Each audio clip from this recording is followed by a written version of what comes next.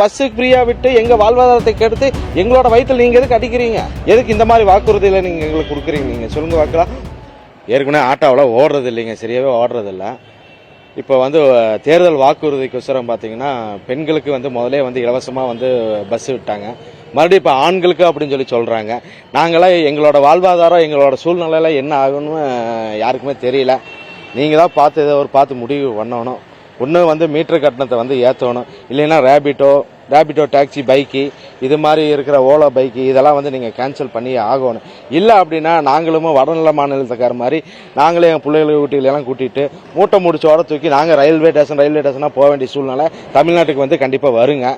நீங்கள் இது ஃபர்தராக இப்போ அடுத்த கட்ட நடவடிக்கை நீங்கள் எடுக்கணும். எப்படி எடுக்கணும்? உங்கள் சுயநலத்துக்கோசரம் உங்கள் கட்சி வளரணும் அப்படிங்கிறக்கோசரம் எங்கள் வயிற்றில் எதுக்கு நீங்கள் அடிக்கிறீங்க? நீங்கள் எதுக்கு இந்த மாதிரி வாக்குறுதியில் நீங்கள் எங்களுக்கு கொடுக்குறீங்க? நீங்கள் சொல்லுங்க பார்க்கலாம். உங்கள் கட்சி நீங்கள் என்னமோ பண்ணி நீங்கள் ஜெயிச்சுட்டு போங்க. எங்கள் ஆட்டோவே இது பஸ்ஸுக்கு ஃப்ரீயாக விட்டு எங்கள் வாழ்வாதாரத்தை கெடுத்து எங்களோட வயிற்றில் நீங்கள் எதுக்கு அடிக்கிறீங்க? சொல்லுங்க. நீங்கள் என் பேர் ஜியாவுதீன் தான். மார்ஜூர் ஸ்டாண்டில் தான் 30 வருஷமாக ஸ்டாண்டில் தான் வண்டி ஓட்டிகிட்டு இருக்கிறோம். இப்போ இந்த தேர்தல் அறிக்கை பார்த்தீங்கன்னா எங்களுக்கு ரொம்ப அதிர்ச்சிகரமான இருக்குது. ஏன்னா பெண்களுக்கு நம்மளோட அரசாங்கம் ஆல்ரெடி ஃப்ரீயாக விட்டுட்டாங்க. அவங்களுமே கொஞ்சம் யோசிச்சிருக்கலாம். பெண்கள்னால தான் அந்த ஆட்டோ ஃபீல்டெல்லாம் கொஞ்சம் ஓடிட்டு இருக்குது. வயதானவங்க மூலியமாக தான் ஆட்டோலாம் ஓடிட்டு இருந்துச்சு.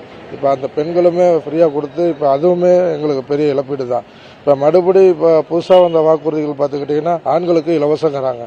இப்போ ஆண்களும் அதில் போயிட்டாங்கன்னா அப்புறம் நம்ம கால் டாக்ஸியிலிருந்து ஆட்டோவிலிருந்து எல்லாமே அடிபடுமா படாதுங்களா? வாழ்வாதாரம் எங்களுக்குள்ள எப்படி இழப்பீடு எப்படி ஈடுகட்ட போகிறோம்னு எங்களுக்கு தெரியாது.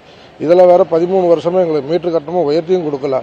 இதுக்கான போராட்டங்கள் நாங்களும் 8-9 வருஷமாக பண்ணிக்கிட்டே தான் இருக்கிறோம். எந்த ஒரு தீர்வும் கிடையாது.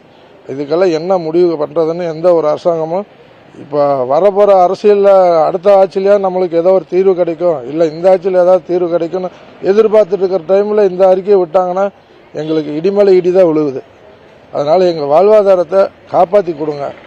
பைக் டாக்ஸி விடுறீங்க சரி, ஒரு சிட்டியோட வளர்ச்சிக்கு அப்படின்னு கூட பொருத்தப்பட்டு அதனுடைய முறைப்பாடுகள் சரி பண்ணி கொடுத்தா நாங்கள் இதில் இல்லைனாலும் அதுலேயாவது போய் சம்பாரிச்சிக்க முடியும். அதுவும் முடியல. ஏங்க வருஷம் நாங்கள் எஃப்சி இன்சூரன்ஸ் எல்லாம் கட்டி நம்ம பொழப்பே இல்லாமல் சும்மா கட்டி எதுக்குங்க உக்காந்துக்கிட்டு ஏதோ ஒரு விதத்துலையாவது ஒரு வாழ்வாதாரத்தை உயர்த்தி கொடுப்பாங்கன்னு பார்த்தா அதுவும் பண்ண மாட்டேங்கிறாங்க. சும்மா அவங்களுக்கு வாய்க்கு வந்தபடி ஏதோ ஒரு நலத்திட்டம் ஏதோ ஒரு ஃப்ரீ சும்மா இலவசன்னு கொடுத்து மக்களை முட்டாளாக்குறாங்க. அதனால எங்களோட வாழ்வாதாரத்தை எப்படியாவது முடிஞ்ச வரைக்கும் காப்பாற்றி கொடுங்க. நன்றி, வணக்கம்.